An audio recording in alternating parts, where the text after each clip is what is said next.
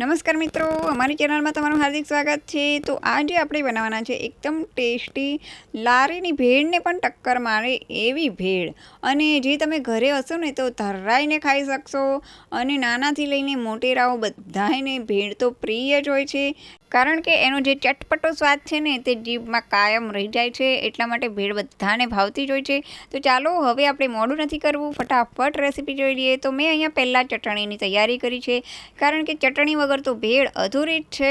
તો મેં અહીંયા થોડીક ખજૂર લીધી છે અને થોડીક આમલી લીધી છે। હવે આપણે એને સૌથી પહેલાં તો એક ચોખ્ખા પાણીએ ધોઈ લેવાની છે, ત્યારબાદ આ રીતે કુકરમાં એડ કરી દેવાની છે।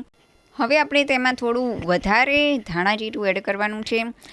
વધારે એટલા માટે કારણ કે ચટણીમાં જો વધારે ધાણા જીરું હશે તો થોડી ઘટ્ટ બનશે। ત્યારબાદ જરૂર પૂરતો ગોળ એડ કરવાનો છે। મેં અહીંયા થોડું વધારે એડ કર્યો છે, કારણ કે ઘરમાં બધાને ગળ્યું વધારે ભાવે છે એટલે। ત્યારબાદ થોડો જીરા પાવડર એડ કરવાનો છે, ત્યારબાદ થોડું મીઠું પણ એડ કરવાનું છે।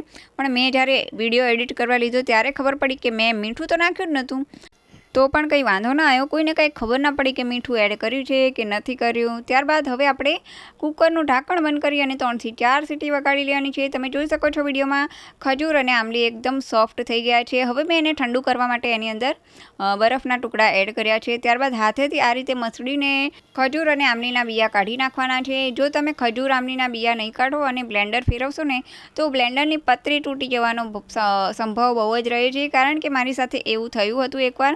એકાદ બે કચુકા રહી ગયા હતા અને મેં બ્લેન્ડર ફેરવ્યું તો એ પતરી ઉડી ટૂંક કરતાં કે તૂટી ગઈ। તો ત્યારથી હું બહુ સાવચેતી રાખું છું અને તમે પણ સાવચેતી રાખજો। હવે આપણે તેમાં બ્લેન્ડર ફેરવી દેવાનું છે। બ્લેન્ડર ફેરવ્યા પછી આપણે એને ચાળી લેવાનું છે। તો તમે જે પણ ચાળણીનો યુઝ કરતા હોય એની અંદર આ બધું જ ચટણી આ રીતે એડ કરી અને બરાબર ચાળી લેવાનું છે, એટલે તમારી ખાટી મીઠી ચટણી તૈયાર થઈ જશે। જો તમારે ચટણી જાડી રાખવી હોય તો તેમાં વધારે પાણી નથી એડ કરવાનું, અને જો તમારે પાતળી કરવી હોય તો થોડું વધારે પાણી એડ કરી અને એને પાતળી કરી શકો છો। મેં અહીંયા થોડી વધારે પાતળી રાખી છે, કારણ કે અમારા ઘરમાં બધાને ચટણી વધારે નાખવા જોઈએ છે, એટલા માટે પાતળી હશે તો ભેળમાં બરોબર મિક્સ પણ થઈ જશે। અને મમરા છે ને થોડી ચટણીને શોષી લે છે, એટલા માટે મેં અહીંયા થોડી પાતળી ચટણી રાખી છે, તમે જોઈ શકો છો વિડીયોમાં। હવે આની અંદર પર થોડું પાણી એડ કરી અને બરોબર ચાળી લેવાનું છે અને કૂચા જવા દેવાના છે। આપણી ખાટી મીઠી ચટણી તો તૈયાર થઈ ગઈ છે, તમે જોઈ શકો છો વિડીયોમાં। આ રીતે થોડીક પાતળી ચટણી રાખશો ને તો મમરા બધી ચટણી ચોસી લેશે તો પણ વાંધો નહીં આવે અને એકદમ લચકો ભેળ બનશે। તો હવે આપણે લીલી ચટણી બનાવીએ। તો લીલી ચટણી માટે અહીંયા ડાળખા સાથે થોડીક કોથમીર લીધી છે। હવે હું અહીંયા થોડાક સિંગદાણા એડ કરીશ, જેથી તે થોડીક જાડી બની શકે। તમે ઈચ્છો તો ટોપરું એડ કરી શકો છો, અથવા તો દાળિયા અને તલ પણ એડ કરી શકો છો। ત્યારબાદ તમારે જો તીખાશ વધારે જોઈએ એ પ્રમાણે લીલા મરચાં એડ કરવાના છે। જો વધારે તીખી જોઈએ તો થોડા વધારે લીલા મરચાં એડ કરવાના છે। ત્યારબાદ થોડું સ્વાદ અનુસાર મીઠું અને થોડુંક જીરું એડ કરી અને એની ઉપર લીંબુ નીચોવી દેવાનું છે। એક આખું લીંબુ નીચોવશો ને તો એનો ટેસ્ટ બહુ જ સરસ આવશે। હવે આપણે તેમાં થોડીક આઈસ ક્યુબ એડ કરી અને ક્રશ કરી લઈશું। આઈસ ક્યુબ એટલા માટે એડ કરવાની છે, કારણ કે ચટણીનો કલર લીલો જ રહે, એટલા માટે આપણે આઈસ ક્યુબ એડ કરવાની રહેશે। ત્યારબાદ બધી વસ્તુને ક્રશ કરી લેવાની છે, એટલે આપણી એકદમ ટેસ્ટી કોથમીર અને લીલા મરચાંની ચટણી તૈયાર થઈ ગઈ છે। તો હવે બે ચટણી તો તૈયાર થઈ ગઈ છે, તો હવે આપણે એને એક બાઉલમાં કાઢી લઈશું। તમે જોઈ શકો છો આ રીતે થોડીક લચકો ચટણી તૈયાર કરવાની છે।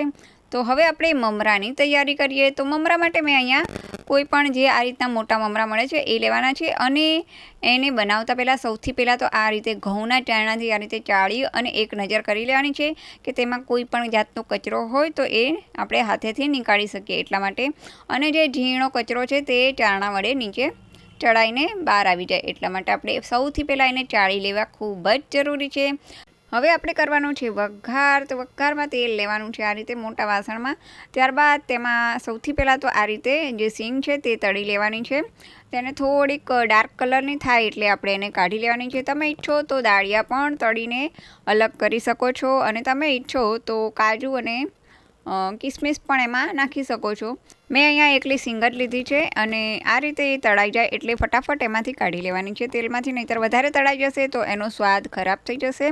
તો હવે મેં એમાં થોડુંક રાઈ એડ કરી છે. તમે ઈચ્છો તો તમારે રાઈ એડ ના કરવી હોય તો તમે નહીં કરો તો પણ ચાલશે, પણ મને રાઈ એડ કરેલા જ મમરા ભાવે છે એટલા માટે મેં રાઈ એડ કરી છે. ત્યારબાદ થોડા મીઠા લીમડાના પાંદડા, તમે ઈચ્છો તો લીલા મરચાં પણ ઝીણા સુધારીને એડ કરી શકો છો. ત્યારબાદ હળદર એડ કરવાની છે અને પછી મીઠું એડ કરવાનું છે. પણ આ બધો વઘાર કરતી વખતે આપણે હંમેશા ગેસની ફ્લેમ ધીમી જ રાખવાની છે. જો ફાસ્ટ ગેસ હશે તો બધો વઘાર બળી જશે અને મમરા તો ફટાફટ બળતા વાર જ નહીં લાગે. એટલા માટે હંમેશા મમરા જ્યારે પણ વઘારીએ ત્યારે એની ફ્લેમ ધીમી જ રાખવાની છે. ત્યારબાદ ફાસ્ટ ધીમી કરી અને મમરાને બરાબર ક્રિસ્પી ના થાય ત્યાં સુધી બરાબર આ રીતે હલાવી અને શેકી લેવાના છે. તમે જોઈ શકો છો બધી હળદર ચારે બાજુ મમરા પર લાગી જાય ત્યાં સુધી એને સતત હલાવવાનું છે અને મમરા ક્રિસ્પી ના થાય ત્યાં સુધી ધીમી આંચ પર એને શેકવાના છે. ત્યારબાદ એની ઉપર ઝીણી સેવ આ રીતે એડ કરી દેવાની છે અને જે સિંગ તળી છે તે પણ એડ કરી દેવાની છે. હવે આપણે ફરીથી બધી વસ્તુને આ રીતે મિક્સ કરી દઈશું. તો ચાલો હવે આપણા સેવ મમરા પણ તૈયાર થઈ ગયા છે. આ સેવ મમરા થોડાક ઠંડા થાય એટલે આપણે એક સ્ટીલના એરટાઇટ ડબ્બામાં ભરીને અલગ રાખવાના છે. સેવ મમરા ઉપરાંત પણ મેં જે વસ્તુ લીધી છે તે હવે તમને બતાડું છું. તો મેં અહીંયા બાફેલા બટેટા જરૂર પૂરતા બાફીને એના કટકા કરી અને આ રીતે સુધારી લીધા છે. ત્યારબાદ તેમાં સ્વાદ અનુસાર મીઠું એડ કર્યું છે, એક દાડમ લીધું છે, ઝીણા સુધારેલા ટમેટાં અને મોળા મરચાં પણ ઝીણા સુધારી લીધા છે. ત્યારબાદ જે આપણે ચટણી બનાવી હતી તે બંને ચટણીઓ પણ રેડી છે. તો જો ઉનાળાની ઋતુ હોય અને કાચી કેરી આવતી હોય તો કાચી કેરીના ઝીણા સુધારેલા ટુકડા પણ એડ કરી શકાય છે. અને જો તમે ડુંગળી લસણ ખાતા હો તો ઝીણી સુધારેલી ડુંગળી પણ એડ કરી શકાય છે અને લસણની ચટણી પણ બનાવીને આમાં એડ કરી શકાય છે. તો ચાલો હવે આપણે ભેળની તૈયારી કરીએ. તો હવે આપણે આ રીતે એક ઊંડો ડબ્બો લેવાનો છે. આપણે જે નાસ્તાનો રેગ્યુલર ડબ્બો હોય છે એ જ લેવાનો છે. ત્યારબાદ એમાં તમારે જેટલી ભેળ બનાવી હોય એ પ્રમાણે તમે સેવ મમરા પહેલાં એડ કરવાના છે આ રીતે. હવે મેં એક વાટકી જેટલું તીખું ચવાણું એડ કર્યું છે. જે બહાર રેગ્યુલર મળે છે તે તીખું ચવાણું લેવાનું છે.